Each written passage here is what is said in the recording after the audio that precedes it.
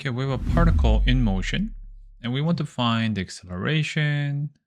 And particularly in this video, I want to focus on how to find the total distance traveled by this particle at given time. Okay, this is a bit tricky.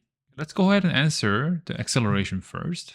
Okay, and that involves, of course, differentiating it for the first time, which gives you velocity, 3t squared minus 12t plus 9 using the power rule.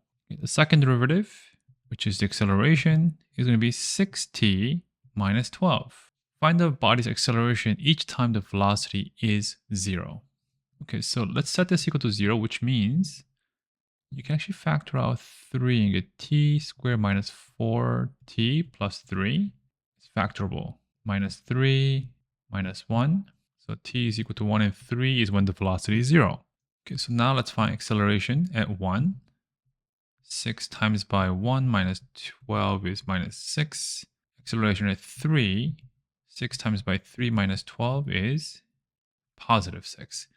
So we're slowing down when time is 1 second, and we're speeding up when time is 3 seconds.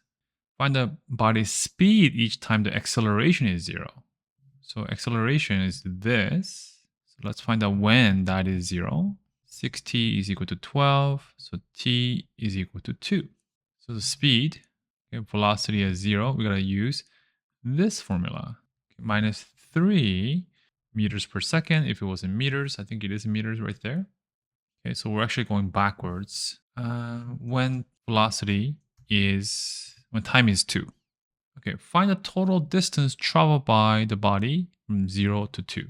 Okay, so this original, you can factor out a t and get t squared minus 6t plus 9. Okay, it factors really nicely. So degree 3 polynomial. So we have root here and here. It looks like this. Okay, we discovered that at 1, it's going to be a maximum. And at 3, it's going to be a minimum. And we're looking for total distance traveled from 0 to 2. Okay, and what you have to do there is that you have to find that distance that we travel from 0 to 1. And then from there to here, we're going to travel another distance. So that plus that length is the total distance traveled. Okay, this distance here is s at 1, right? This is s at 1 minus s at 0, but s at 0 is just 0. So that's distance 1. This one here is going to be the absolute value of s at 2 minus s at 1. Put absolute value just in case this is negative. Okay, so let me continue that here. The total distance is d1 plus d2. This is d2 here. d1 is, let's plug in 1 in here. You get 1 times by negative 2 squared. If you plug in 0, it's 0. Plus the absolute value of s2 is 2 times by negative 1 squared. 1 is 1 times negative 2 squared. Okay, so that's 4, 2 minus 4 there.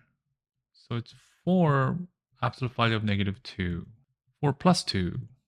So 6 meters is the total distance traveled.